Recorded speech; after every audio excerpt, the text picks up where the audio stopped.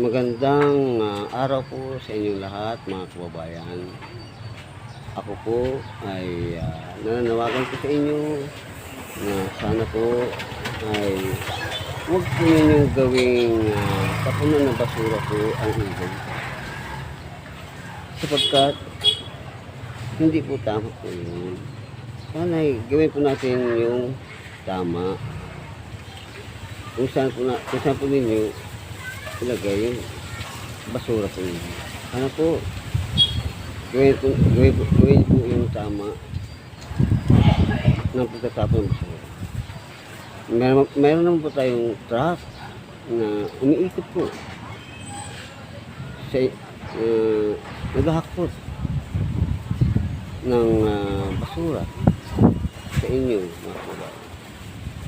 Sana hintayin po ninyo ang truck. Huwag po kayong magmadali po sa pagtapon ng basura nyo na doon po itatapon sa ilog. Huwag po. Alagaan po ninyo ang ating kalikasan. Mahalin po ninyo ang ating kalikasan. Kasi po, ang basura po na inyong itatapon sa ilog ay sa dagat po.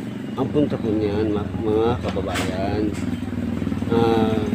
Yung dulo po ng ilog ay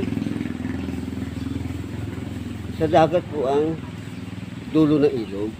Kaya po yung lahat po ng ilog po, ang dulo po ng dagat. Kaya po lahat po ng basura na yung tatapon sa ilog, sa dagat po lalabas po yun. Kaya po yung dagat po, laging maraming basura, nagkakaroon po ng clean up drive. Nag-clean up drive po ang mga Philippine Coast Guard auxiliary sa dagat.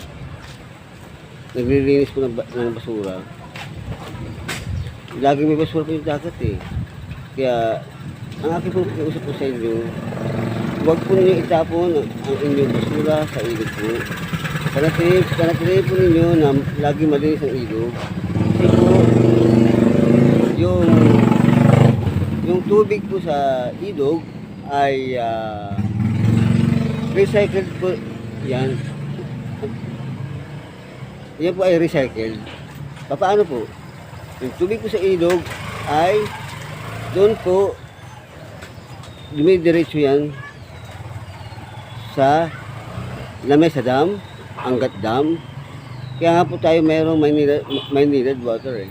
Kasi po lahat po ng ilog na yan ay ang tubig sa ilog ay doon po pupunta sa Lamesa Dam, Angat Dam o saan man panig na mayroong dam. Yung ilog po ay didiretso po yan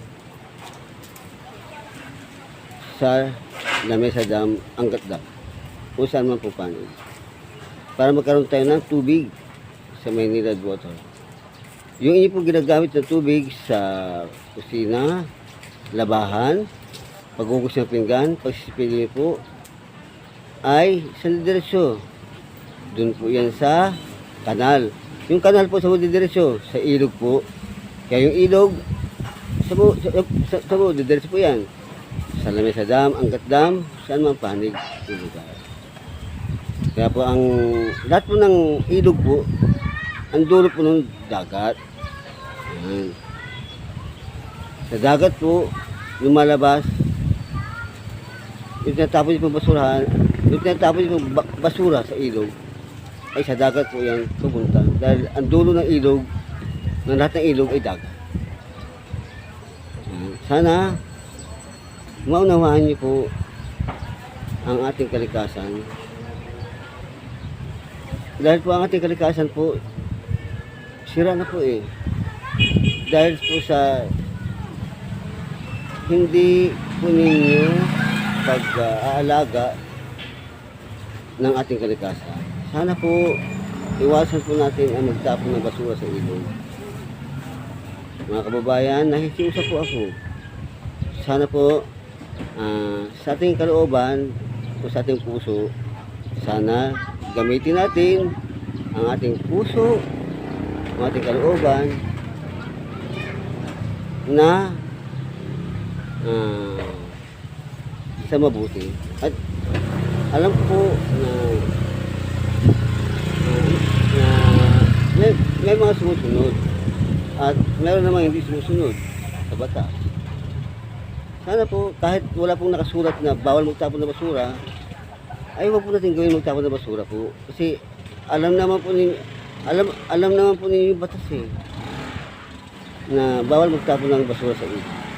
Kahit wala po nakasulat po yan, dapat po ang iiral po sa inyo ay yung pag-ibig. Una, sa kapwa. Pangalawa, sa ating kalikasan. Sana mahalin po natin ating kalikasan. Kasi po, pag hindi po minahal ang kalikasan, ay kayo rin po ang makakaroon ng problema. Magkakasakit po kayo. Ang mga virus po ngayon ay nagkalat dahil sa pagtatapon niyo po ng basura sa hindi tamang tapunan. Dapat po itapon niyo po ang inyong basura sa tamang tapunan. Huwag niyo po itapon sa ilog ang inyong basura. Sana umaasa po ako na sa inyong puso ay lalabas ang inyong pag-ibig sa inyong kapwa at sa kalikasan. Sana maunawaan niyo po ang ibig ko sabihin. Sana pasensya na po sa aking speech dahil ako po ay kabilang sa PWD Speech Disability. Sana maunawaan niyo po ang ibig ko sabihin. Sana po huwag niyo pong gawing tapunan ng basura ang ilog. Maraming salamat po. Sana po ay nakikinig po kayo sa aking sinasabi. Alagaan po natin ang ating kalikasan. Kasi po, yung tubig sa ilog ay malaking bagay po yan dahil po yung tubig po na sa ilog ay papunta po yan sa Lamesa Dam, Angat Dam. At upang natin magagamit ng tubig sa Maynilad Water. Ang tubig po natin ay recycled po yan. Recycled po yung tubig natin, recycled. Umiikot na po yan. Sana maunawaan niyo po ang ibig sabihin. Huwag po natin gawin tapunan ng basura ang mga ilog. Lalo na po yung mga kababayan nating malapit na nakatira sa ilog. Sana huwag po nating hayaan na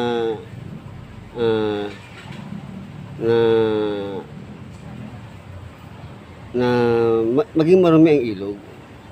Magmalasakit po tayo sa bawat isa sa atin. Magmalasakit po tayo sa bawat isa po sa inyo, mga kababayan. Na huwag tapunan ng basura ang ilog. Mahalin po natin ang ating kalikasan. Umaasa po ako na nakikinig po kayo sa aking sinasabi. Sana ay umaasa po kung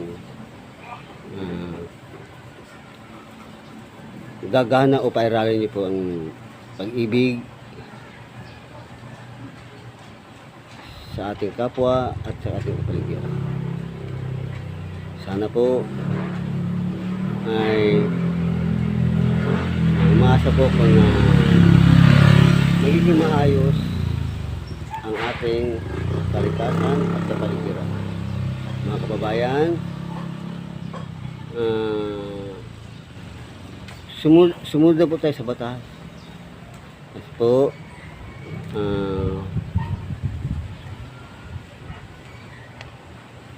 para maging malinis at maayos ang ating kalikasan at kapaligiran at para po tayo ay bubuti at lalong bumuti kapag sumunod po kayo sa batas na ibinababa sa atin. Unang una po, sumunod po tayo sa kabutihan na binigay po sa atin ng Diyos na mabuti. At pangalawa, sumunod po tayo sa batas ng gobyerno na kanilang ibinaba. Utos po ng Diyos na sumunod po tayo sa batas ng gobyerno. Unang-una, sundin po natin ang kalooban ng Diyos.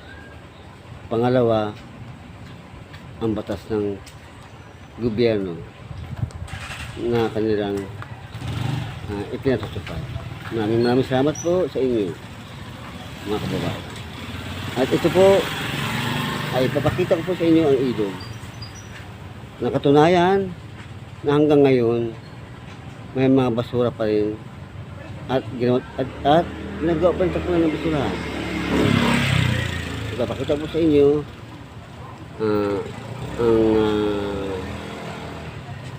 ang mga basura.